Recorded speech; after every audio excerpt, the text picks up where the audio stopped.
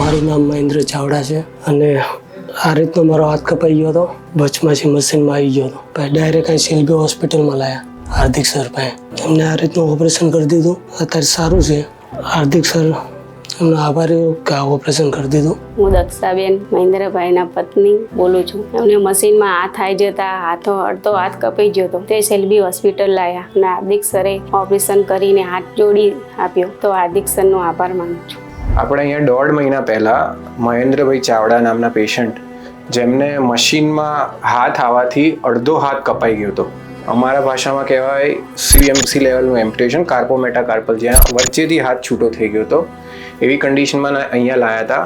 આપણે જટિલ operation, micro surgery અને પ્લાસ્ટિક સર્જરી કરીને એને જોડી આપ્યું હતું. 8-1 કલાકની સર્જરી ચાલી હતી.